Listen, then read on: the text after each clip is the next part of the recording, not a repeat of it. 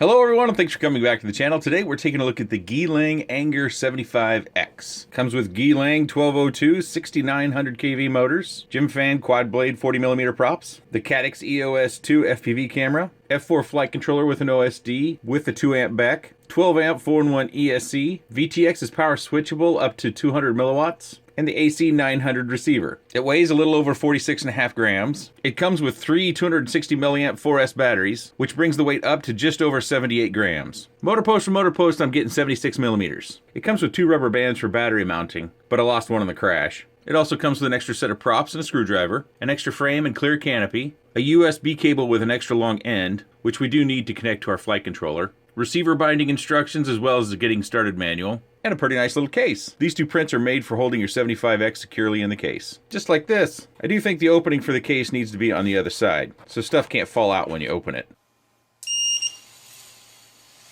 So we're going to start off with the inside flight, and this goes against kind of our basic principles when it comes to this format, the Whoop format, in that it's quite a bit heavier than we would typically find for something that we would want to fly inside. But of course, if you've got the skills, you can fly almost anything inside some other property, whether it's inside a home, a warehouse, an industrial building, an office. I think of this as more probably widely appropriate for park flying, say at a playground or in a large warehouse or gym, things of that nature.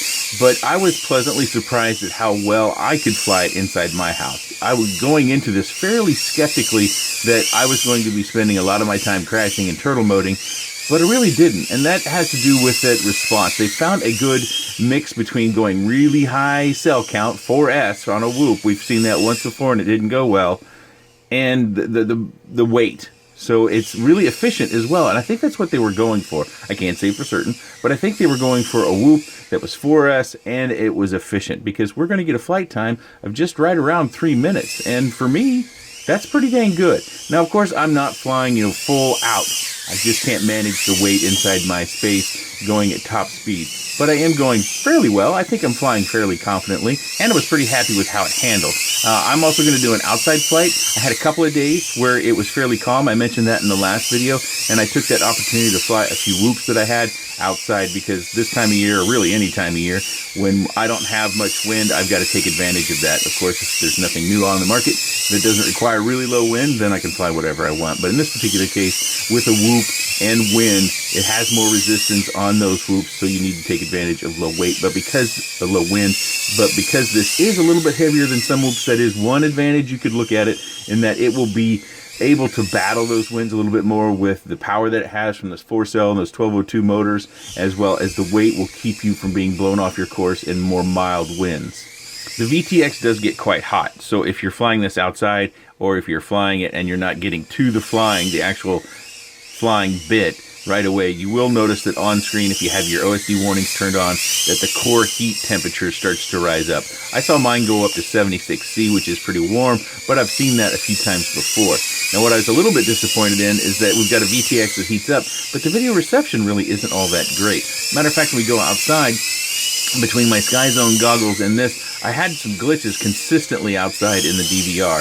And I've noticed that from time to time before, but it was much more consistent glitching with this particular VTX. And I blame the VTX because I've flown this camera many times before. I don't think it has anything to do with the camera. I do think it has something to do with my Sky Zone 030 goggles, because I've seen it from time to time, but I don't see it always. There are many machines I've flown that don't have the DVR glitch. So something that we'll see in the outside flight is the audio gets out of sync. And time again, I experienced that, so we're going to have to just deal with it, because I don't think there's any way around it in my setup other than switching back to my Fat Shark goggles, which I kind of just don't prefer anymore. I like my Sky Zone goggles way more than I like my Fat Shark HDOs. But as you can see, we're getting over 3 minutes of flight time. I misstated that previously, and that's really rare for whoop flying. Even if you're looking at this flight versus some of my other flights, this one isn't as all out fast. I've never gotten anywhere near this sort of flight time inside on a whoop. Of course, this is our outside flight time, and you notice there is a little bit of a breeze as we sit there on the table. You may have noticed that tree in the distance moving around ever so slightly, so that's something to consider. I don't recall getting really blown off my course much. we will see that I have that glitch that I mentioned in the inside video, and so the audio is going to get out of sync. The audio is recorded on a cell phone camera, and I just sync the DVR to that audio. I think it enhances the video a little bit. Plus, it also gives you the ability to hear what it sounds like. That's something that I think is important in micros, is how loud is it, because that may limit you on where you're willing to fly it or where you want to fly. So if you don't want to bother people in something super noisy, then this might not be a very good candidate because it isn't very quiet. I would rate it as quiet or as noisy as a typical micro flying a much bigger prop. And I go in and out of my trees like I normally do, and kind of what I'm doing there is I'm just testing its agility outside. And I thought the tune was pretty good. I thought the response, considering the weight that we're carrying, was really good. That's just something that time and time again, I went into this a little bit skeptical that I would have a hard time flying it very precisely. And I felt it flew pretty well. We also do that punch over the house. It's not a straight vertical dive, but I did some dive testing. I don't find that this one does the yaw washout, where it pitches up uncontrollably and then usually yaws right or left violently, kind of out of control, so to speak. It doesn't necessarily crash out, but it does require some quick pilot response to make sure you don't crash out or bottom out. I didn't find this one did that, but I didn't do extensive dive testing. I did some dive testing, and I showed you kind of a gradual dive when I punched it over the house. Plus, I also wanted to show you, because it is 4S, a punch over the house, so you could kind of grade how much punch and how much thrust this has. One of the advantages of carrying more weight in a whoop factor is that it does have some carry to it. So you could punch up and over stuff. You do get the ability to do some zero throttle moves. They're going to have to be pretty quick. You're not going to get a lot of float or a lot of hang time with this, but because it is heavier than most traditional whoops, you do get some of that. But again, this form factor is typically designed to be as low a weight as possible so that we can fly them as tight of spaces as possible. But I guess my video here is a little bit of a proof of concept that you can fly it in the home and you can fly it in your yard. Our outside flight time won't be quite as much as it was inside, of course, because we're flying a little faster and we have some wind resistance. We have to battle that with using up a little bit of our milliamp on our battery and more thrust to our props. But you can see I do those quick spins, tight turns around the two trees, and I thought it did pretty well. I really think they found a nice mix here, but I don't think it's a mix that's going to be for everyone. I think if you're wanting 4S and you're wanting inside, outside, this is a pretty good candidate.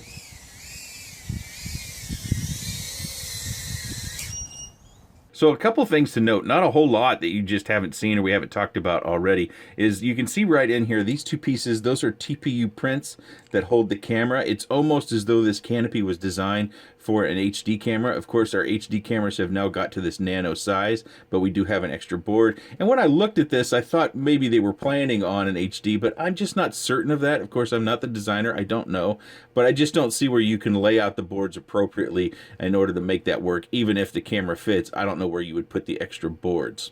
It does come with the receiver right here, and it kind of surprised me because I thought we would want to secure the canopy down because the holes do line up to where you could do that. In this case, you can see they've used some sticky foam tape to keep the receiver right there, so they didn't intend for this to move around, but it does give you the bind button as easily accessible. Oops, sorry, the bind button's right back here.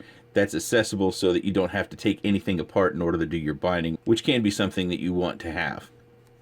Also, the rubber band on the battery strap, we've seen this pretty good. We've seen this a few times, and I actually prefer this over a battery tray because a battery tray does limit your battery options. In this case, I flew it on some larger batteries, but I didn't like how it flew. So the machine, of course, the tunes are always specific to weight. When you add bigger batteries, it throws off the tune. I didn't spend any time trying to retune it, but I just wanted to test some larger batteries. And I think unless you're willing to retune, you're going to need to stick with those 260 milliamp 4S batteries that they do ship with. I would like to see a little protection for our battery lead. It's not secured down, so if you have a battery ejection, there is some potential that we pull on those leads and then it pulls the battery pads right off the ESC, which can create some heartache and some sadness. Just like with their last one that was 4K, you see this motor pattern's a little bit different. Not the motor pattern, but the motor mounting to where the stem of the motor wires comes off the side and that then they route through the frame, which does make it nice and tidy except for this part sticking out. You do see where it has other motor hole mountings. It feels like to me that it It seems like it should have been able to be rotated, but maybe that doesn't line up quite right. But it was something I would note and something I call out. Also look at these struts on how they have this kind of this turn on them, and there's a little indentation around there. I didn't break the frame. Even though it ships with 2 frames, I do suspect that you could break it because you are carrying a fair bit of weight. I do like the props that they've chosen for this. I think again, I think it's pretty apparent that Geelang is flying these things, and they are kind of testing different props and motor combinations out, because we've seen 4S whoops before, and I think it was the Beta FPV product that it was burning up ESCs if you flew it very hard. Of course, I believe that was on a 2-inch prop, so it was a much bigger, or an 85mm hoop.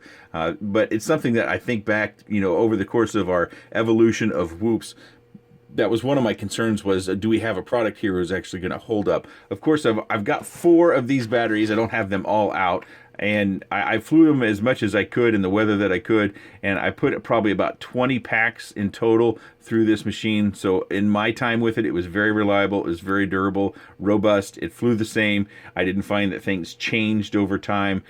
So while I didn't get as many packs through it as I typically do this time of year, I just don't have the same sort of flight abilities with the weather outside as I typically do during the summertime. I think the other thing you might be thinking about is everything you get and the price point. I'll put a link down in the video description to where you can look at the price point. These things seems to change quite a bit. Last I looked, I thought it come in was around $115. So I'm surprised at that price point, because we've seen much smaller machines with much less included in the kit come in right around that price point. So as far as value goes, it's pretty good value, especially in the fact that they include several batteries, which I expect these batteries to run probably around $15 a piece. So that's something else to consider, that if you want more batteries and more flight time, and you don't want to retune and use your own 4S batteries or other 4S batteries, that you probably will need to stick with these. But I didn't find that these were subpar, but I haven't tested these on other quads either. If you have any comments, questions, suggestions, or otherwise, please let me know in that section down below. I appreciate your time, and thanks for watching.